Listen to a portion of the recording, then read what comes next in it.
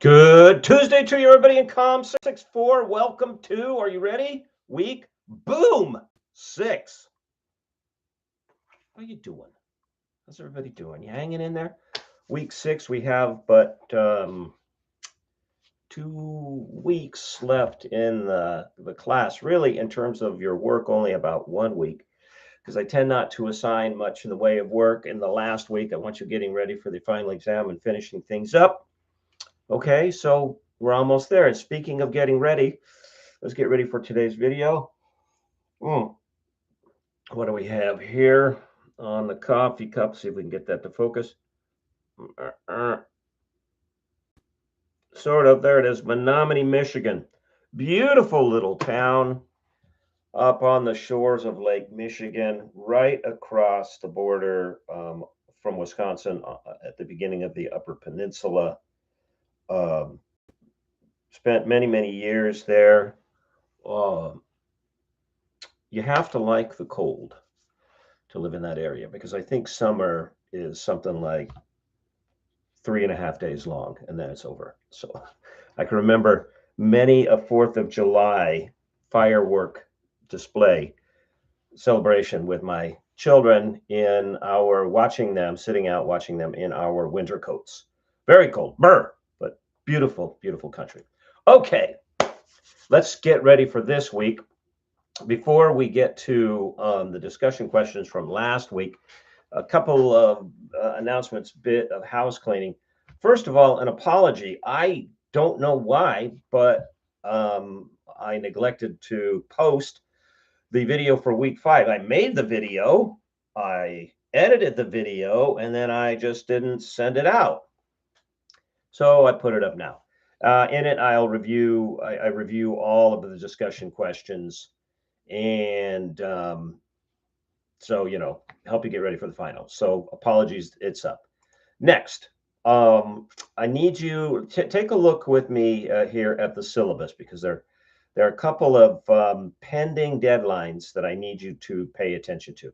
First and foremost, your third film review is coming up and will be due this 22nd, 21st. Let's make sure that we get that right. All right, the 22nd. All right, so today is what, the 16th? So that is next Tuesday. However, the course, weirdly enough, ends on Saturday, July 4th, which means that your final film review is going to be due probably on the 2nd or 3rd of July. All right, so watch and review film number 3. Get that in by the 22nd. Please don't be late. And then almost immediately watch and review film number 4 to get that in the last week of June, first week of July, because it's like the 28th begins the week after the 21st, and then by July 4th, that's it, class over. Okay, so be attentive to that. The link is up to turn in your third film review. I'm not quite finished with film review number 2. I'll have that done this week. And likewise, since what are we now? Week 6. I'll grade the weeks 3 and 4, maybe even 5 of your discussion sections. So everybody will have a good sense of where they stand going into the final. All right, that's the point. Okay, so make sure that you are attentive to the schedule. Make sure that you get those film reviews in on time, and make sure that you are aware that you're going to have less time between 3 and 4 than in terms of your film reviews than you had between 1 and 2 and 2 and 3. Okay, this week we are going to shift our attention and start looking at, instead of how can the media, or how does the media push and pull on our government, we're going to look at how government push and pulls on media, specifically by way of regulation. We're going to be asking such questions as, do people have a right to not hear about things? To say to the government, no, we don't want information about fill in the blank in our media. So take it away. This is an interesting time in the relationship between government and media. It's coming slower to the U.S., but those tensions are rising much faster in other parts of the world. So, for instance, in Australia and now recently in Britain, Australia has passed laws which limit age, puts an age gate on who can use social media. You have to be 16 or older. If you're 16 or younger in Australia, you're not allowed to use social media. Britain just passed similar legislation that will go into effect in 2027. So it's a movement beyond content, and it's simply saying platform, boom, if you're of this age, you can't get in, you can't use it. Might we see something similar here in the US? Maybe. And which begs the question, do people have a right to say, we don't want to see this, whatever the topic is, like pornography, we don't want to see it. It has to be either cut off completely or age restricted. And now, next, beyond material, does the society have a right to say, no, some platforms are just not good for some ages, which, by the way, the statistics run is true. And actually, just as an aside, time on social media and time in front of a screen in general is the data is very clear on this, is not good for any age, not just adolescents. But this begs the question, does the society have a right to use its government to say, nope, we don't even want certain platforms, forget about it, doesn't even matter what content, it could be all videos of kittens with balls of string, on social media. We don't want people of a certain age to be allowed on that. So no, cut it off. And that's happening. All right, now. And so it raises some interesting questions about what's coming next for us. So that's what we're going to look at in the readings. All right, and then do your third film review, and all will be right with the world. Okay, let's take a look at questions from week 5. Now, I give you a bonus question from week 5, the announcement this weekend passed about a ceasefire and peace deal with Iran. Details as of yet fully disclosed as to what that's going to entail. I suspect, by the way, that the big ticket items are going to be either securing, that is locking down in place with inspection, or removal with verification of the nuclear material.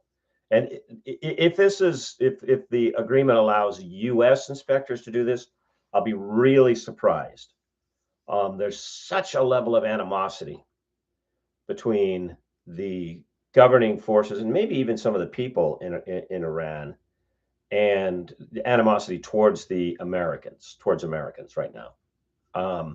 So having the enemy, if this is the Iranian perspective, in their country might be a heavy lift. All right, well, that'll be the first item. The second item is going to be the opening in the unrestricted travel through the Strait of Hormuz, which has in large part been going on, except for Iranian ships and those from certain countries, but that will be lifted. This is going to push down, in fact, it's already happening, the price of a barrel of oil, which will push down gas prices, which should push down pressure on other prices. That'll be the third thing. And then here's the third thing that I think is going to be interesting as to whether this is the case. I wouldn't be surprised if there are substantial amounts of money given to Iran, or loaned to Iran, probably given to rebuild its now war-shattered infrastructure. Is essentially saying, okay, now we blew you up here. We're gonna help pay for you to rebuild it. Which, by the way, is not something that would be unique to this conflict. The United States has made that policy that after defeating an opposing nation, that we go, okay, it's in our best interest to make sure that this nation is rebuilt and rebuilt as an ally, like in the case of Japan and in the case of Germany. So it's going to cost us less if we pay them now than it will cost us later if we have to fight them again. That's the rationale. Be that true or not, all right, that's a horse of a different color. Okay, so there was a bonus question for week 5 in which I asked you to take a look at the media, at least take a look at the media coverage, and I gave you an example of one piece of media, and ask us whether or not the media coverage might be encouraging the Iranians to drag out the negotiations with the United States, prolonging the conflict. And 10 points. That's a lot for an extra credit. So let's see how you did. Let's take a look at question. Question number 1, James Arnold was without question a corrupt propagandist. What was he aware of that the media constantly needed that allowed him to manipulate public opinion? Who is responsible for screening what is presented to the public through the media? Okay, Angelia, you went last. Let's take you first. James Arnold understood that the media had a constant need for information. Yes, that is exactly right. Now, you should be aware, savvy communication / media analysts that you are, that the Achilles heel of our media is its voracious need for information, especially now. It's gotten even worse than in James Arnold's time, because it's now a 24/7, 365, 64 days a year media cycle in which it's like shelf space.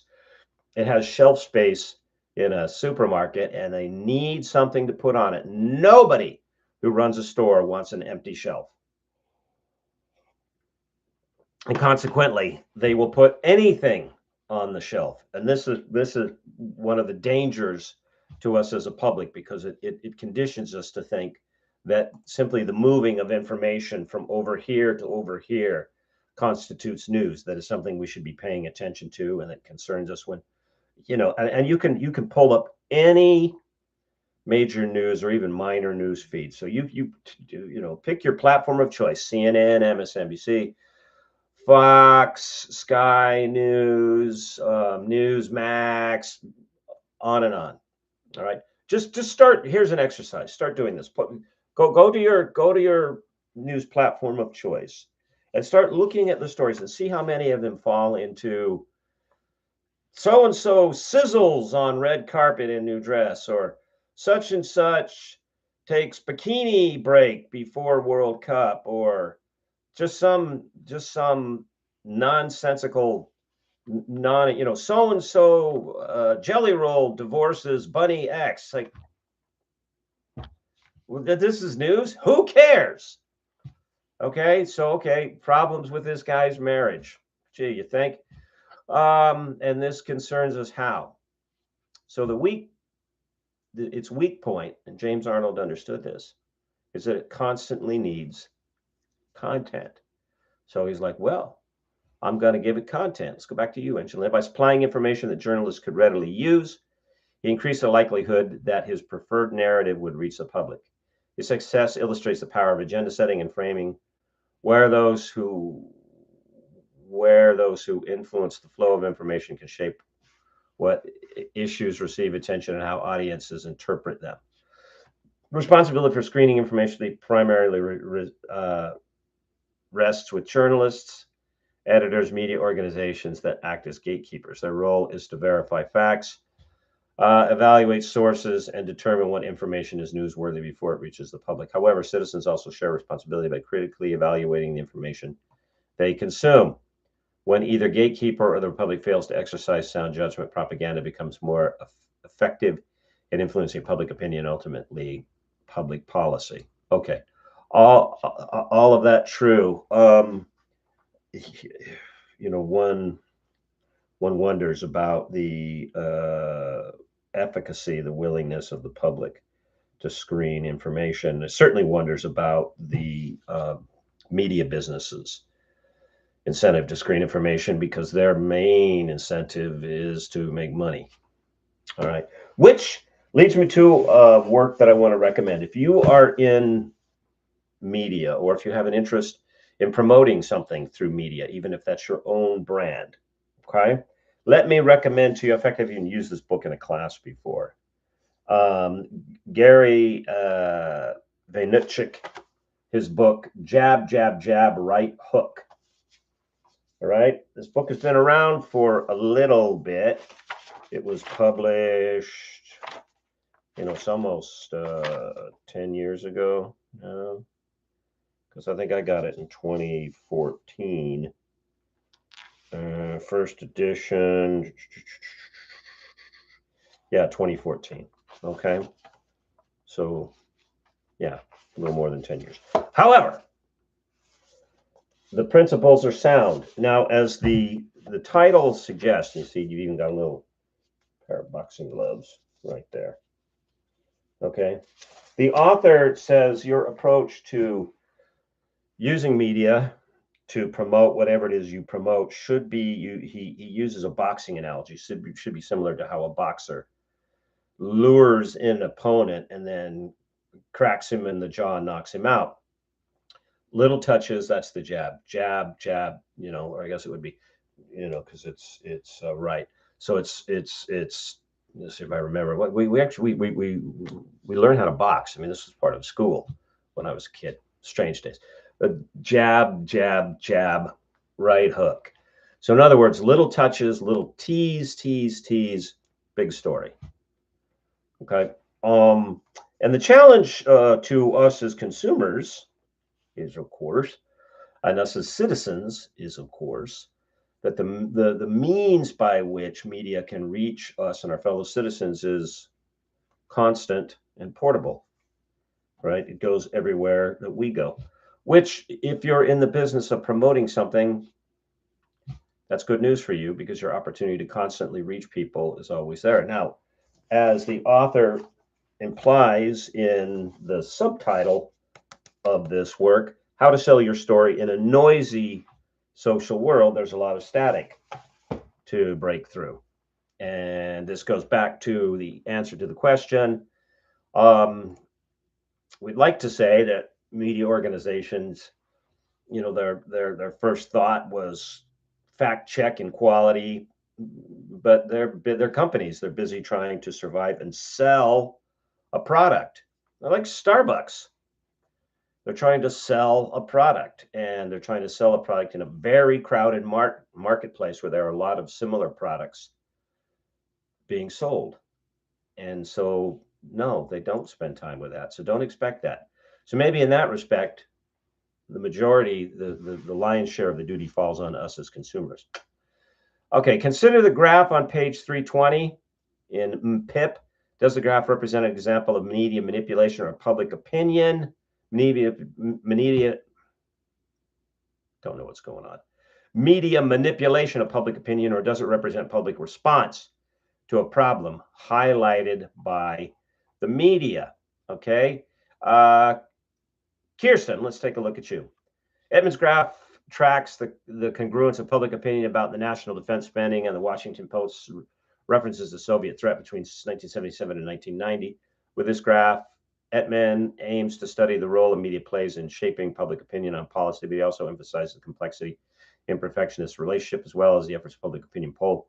Edmund provides 3 insights to help readers analyze this relationship. Public opinion mostly arises from framed information rather than direct contact with the reality of foreign affairs. Okay, let's stop on that one for just a second.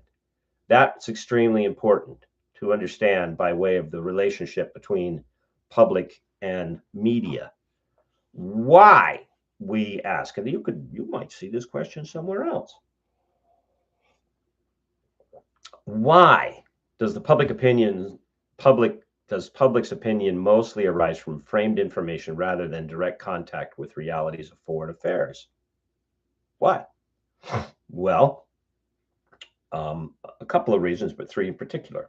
Number 1, America, United States, is a large, geographically speaking, country that, as such, has little to no historical incentive to be engaged with the outside world. And this is different in other countries. I've spent a lot of time in Europe. I've spent a lot of time in countries on the continent of Africa. I spent a lot of time in Middle Eastern countries, countries in which foreign powers come, make their presence felt, reorganize governments, take over whole economic systems, educational systems, impose things on the people against their will. And this develops within the people a habit of being attentive and attuned to foreign affairs, because from their perspective, the foreigners may show up and scramble everything around. So they, you could call it interested or you could call it anxious. They're very interested / anxious about what's going on out there. That's not the case in the United States. Has never happened. That doesn't mean it never will. All right. So that's the first thing, right? People aren't, historically, they haven't had to be focused on foreign affairs because it doesn't affect us. Okay. Number two, many of the peoples that came to populate the United States and the descendants thereof, okay, were peoples that were very interested in, in the most literal way to put it, very interested in what's like right in front of them. Farmers, those who were industrialists extracting minerals, and not what was going on out there, because again, geographically, the land that is occupied and conquered, and I'm not making some sort of a colonial slam. I mean, native peoples conquered each other too. Okay, is tremendously rich in natural resources. So again, they didn't have to be interested in what's going on outside. If you grew up in Britain or in Germany, in which there was a choke point on natural resources, on access to natural resources. So you either had a gigantic navy like the British, and you had to always keep it up with all the investment, both in terms of material and people, or like Germany, prior to diesel-powered icebreakers, you had no year-round access to the sea because your seaports were in the North Sea and they froze for something like 6 to 9 months out of the year. All right. You would be more focused on what's going on outside because that's where your stuff comes from. Not the case in the United States. The people that came here came to be focused on the stuff here because there was a lot of stuff to be focused on. Okay, that's the second thing. And then number three, finally, when you combine the first and the second, that is tremendous amounts of natural resources and the geographic size, the United States, almost since its inception, has projected power outwards and has not had to deal with foreign powers projecting their power inwards. The United States has been a superpower since the early 1800s, the first exercise of which was sailing across the Atlantic to North Africa and attacking the client states of the Ottoman Empire that made up the peoples of North Africa. The reason for this was that in the early 1800s, continuing from the 1700s, whaling was a significant part of the economy of some of the eastern states.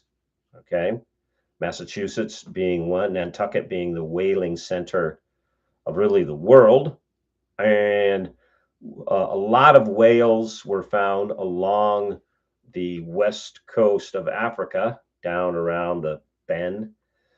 But the weather there could be problematic. And it kept happening that when U.S. whaling ships would go to sail along the coast of northern and West Africa,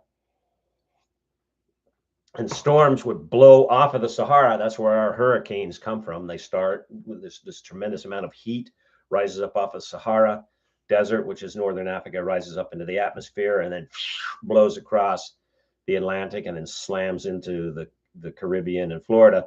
in which storms would come blowing off the continent and strike these whaling ships, and they would get shipwrecked. And if their crews managed to make it ashore, the people that lived along the shore that were part of the client states of the Ottoman Empire would enslave them and sell them, take them and sell them and pack them up to Constantinople and sell them in the slave markets. And they were, the client states of the Ottoman Empire were doing this to Europeans, both from the Mediterranean, so from Italy, France, and Spain. And then they would even sail ships out of the Mediterranean through the Straits of Gibraltar, up along the coast of France, up to Ireland, and raid villages, take people's slaves and bring them back and sell them in the markets in Constantinople. And the United States said, hey, starting with Jefferson, our second president, then no, we're not going to have you taking our whalers captive and selling them as slaves. That's done. So they put together a Navy contingent, sailed across the Atlantic through the Straits of Gibraltar into the Mediterranean and blasted the bejeebus out of the Arab client states in northern Africa and said, yeah, you're finished. You're not taking any more Americans hostage and selling them into slavery or ransoming them or anything like that. And so from the very beginning, the United States has extended power, projected power outwards into the world, and we don't have to worry about it. Okay. So this is why we interface with the interpretation rather than through the actual facts. Now, is that a good thing or a bad thing? Okay. It is what it is. All right. Good answer. Question number 3. Should the press be allowed to freely and openly cover any U.S. war? Or would such coverage, which might include scenes of death and destruction, be good for our democracy? Be sure to cite Sean Day in your responses from your readings. Now, there are a couple of the movies that you could watch that touch on this in your film list. The Killing Fields is one of them. This tracks U.S. coverage of the war in Cambodia, the Vietnam War, as they expanded it into Cambodia. Let's see, which would another one be? Yeah, I think that's probably the one that's closest. Okay.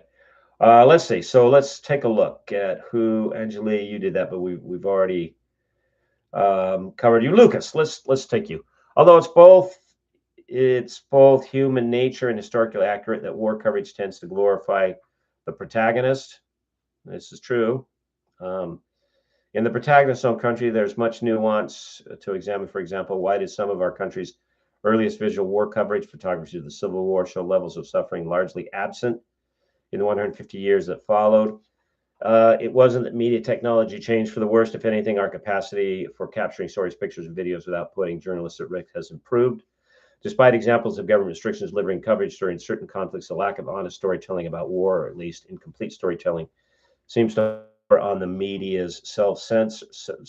more on media's self-censorship than anything.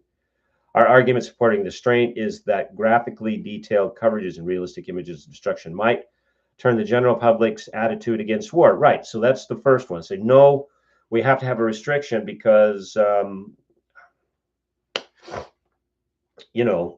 it is what it is. War means killing people and blowing things up. And those that aren't killed are left in the wake to try to get on with their lives in things that are blown up. And if you have to do it, you don't want the public going, man, that's terrible, because it is terrible. Most people haven't heard. They didn't get the story. Realize that during the Second World War, which historically it's sort of presented as, everybody were like, okay, let's go get them. Japan attacked us, let's get them. Germany's allied with Japan, let's get them. Okay, but there was a rising objection to the war, starting with the war with Japan, as the war dragged on and on and on. And people are like, let's just negotiate with these people. Let's just get it over with. We keep, they're drafting our sons and our husbands, and they're sending them off, and they're disappearing by the thousands because the casualties were very, very high. Let's just finish. Let's just negotiate. Do we have to keep going on? And as the opposition to the war rose, the type of media that was released became more. Didn't see, and you didn't see what U.S. soldiers were being forced to do with the enemy that they grappled with, especially the Japanese. As we moved from one small island to the other through the Pacific, headed towards Japan to attack the Japanese homeland, there were contingents of soldiers, Japanese soldiers, that just refused to surrender, and they dug into caves in these small islands or holes and tunnels that they had dug. And the U.S. is like, we could keep losing soldiers by sending them into these tunnels and caves, or could just land a couple of bulldozers on the island and bury them alive and say, sucks to be you, which is what they did. Or we could just stick a flamethrower down there and roast them, which is what they did. They didn't take a lot of prisoners. This isn't good coverage. So it wasn't shown, because the war had to be fought to a conclusion. This inherently insults and takes power away from the voting public. If the public cannot be trusted to view the facts fully and make collective decisions, then it is not functionally operating in democracy. And Ade goes on so far as to suggest that beyond failing to provide tools for healthy self-government, media could play an active role, intentionally or not, in a form of war machine propaganda where whitewash coverage of deadly endeavors dehumanize the enemy and help perpetuate the consent for war by making voters numb to its human cost. Okay, and that's certainly true. What I'm interested, though, and I'll ask you this on the final exam. What do you think? What's your opinion? Okay, question number 4. Good answer, Lucas. From Tana Weaver study, which is the greater positive relationship, a newspaper's agenda on the public's agenda, or a newspaper's agenda on policy agenda? If one is greater than the other, explain why. Okay, now I worry that you may not understand this question. Which is the most advantageous? Which is the relationship that we should encourage? A newspaper's agenda on the public agenda, or on policy agenda? So of this triangle, government's up here. We put who do we expect media to be pushing on and shaping most? Government or people? Okay, let's take a look here. Who tackled question number 4? Yeah, you did, Kirsten. Let's see if we have somebody else. Jennifer, Bob. I think, Kirsten, you may have been the only one, so we're going to go back to you. Okay. What do you have to say, Kirsten? The power of the press over policy agenda is stronger than it is over public agenda because of how public policy is constructed, developed in our democratic nation. Tana Weaver's study positioned itself to study the role of media in the formation of public opinion and public policy to the degree which public policy follows. While the agenda of media has a potent effect on public agenda, this relationship serves to help the public construct an understanding of public policy agenda. The influence of media's agendas on public policy is stronger, however, because the public policy agenda represents the forward movement of problem resolution based on media priorities. Tana Weaver conclude that policy institutionalization of response to public issues is how government grows. Okay. Now, by the by, for all of you, every one of these questions is fair game for the exam. So just because you didn't choose to answer it doesn't mean you shouldn't know what the answer might be. Okay. Question number 5. What is entertainment education? Oh, Lordy, are we swimming in that? Let's see. Let's see if we can go to somebody who we haven't gone to already. 6, 7. Okay. No, we're gonna have to go back to the same folks again. Let's go back to you, Lucas. Here we go. Entertainment education. Lucas, entertainment education, a messaging framework initiated by producer Miguel Sabido in the late 1960s, involves the intentional embedding of pro-social narratives within existing mass media platforms while efforting. Is this AI, Lucas? While efforting to reach as broad of an audience as possible to influence change. Entertainment education formula for success relies heavily on social cognitive theory, which suggests that people learn by watching someone else experience positive or negative consequences of the behavior.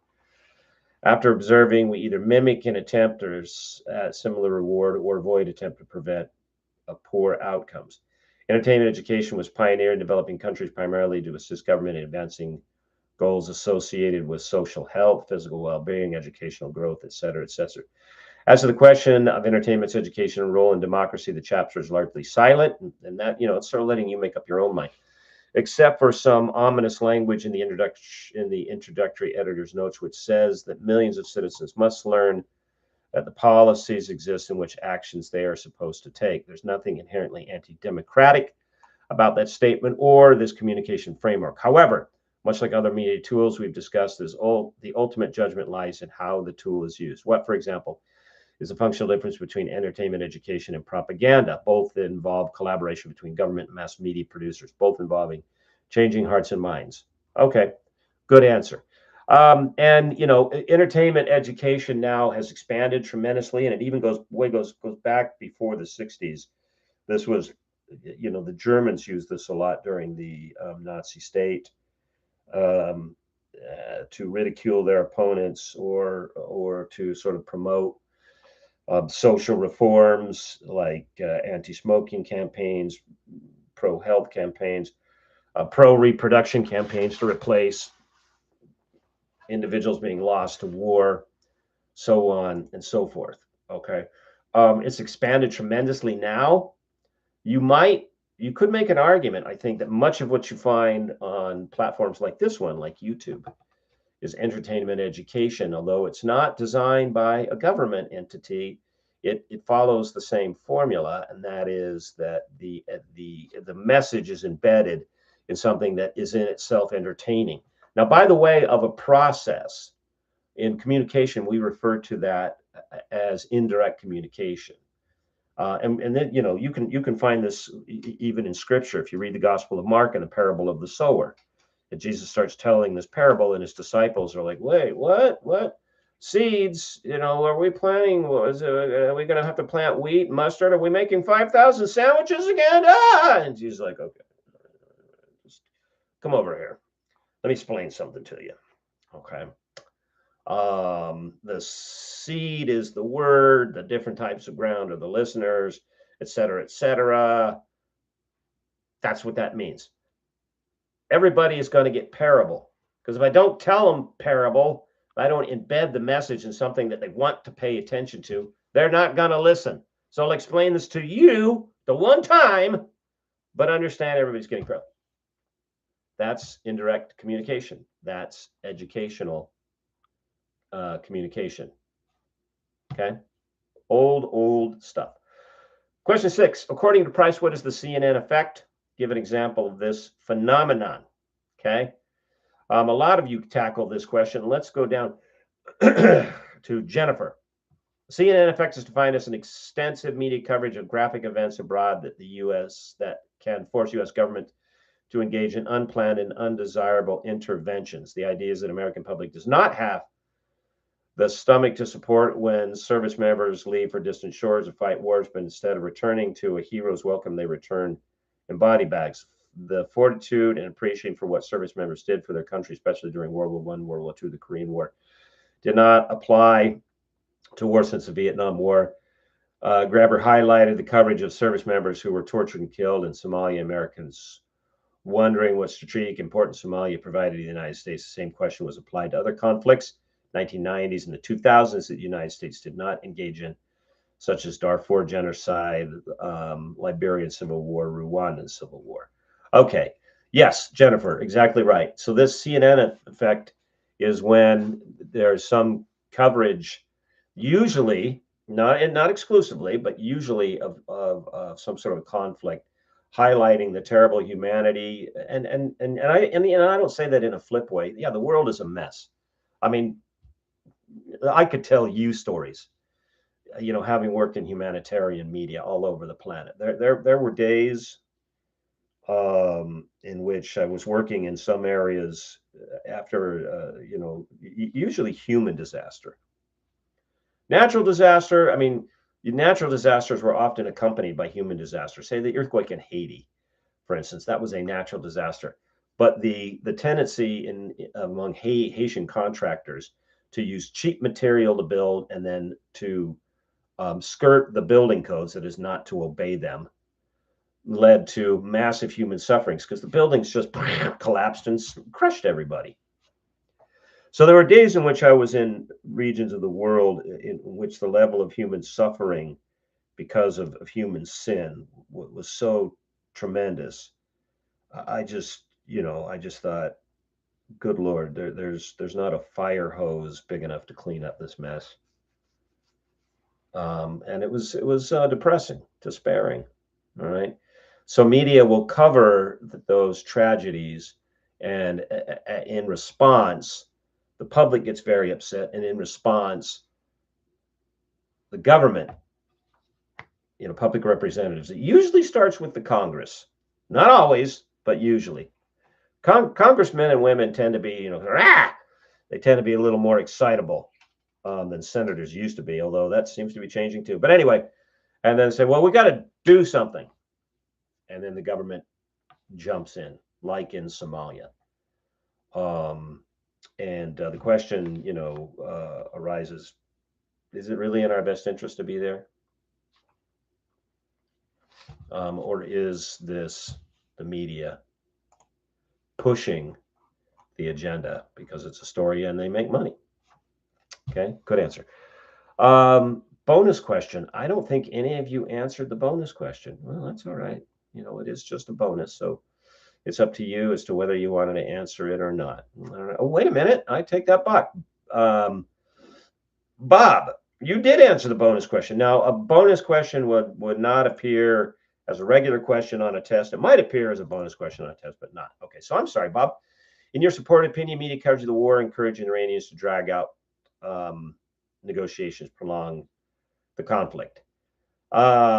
Bob, asserting whether the media's coverage of the war with Iran encouraged Iranians to drag out the negotiations in the United States, prolonging conflict is complicated. It's difficult to identify the function of mass media regarding this war. Media influence varies with the nature of the issue. Okay, yes, Bob, but give us an opinion. Thus, considering the nature of war, media coverage is more about good negotiations. Okay. Therefore, the function of mass media. But on the other hand, mass media does not show the Iranian side views. Okay, Bob, I'm glad that you tackled it, but now remember, and I'm not, good on you for taking a swing at it. So I'm not taking it out of you for what you said.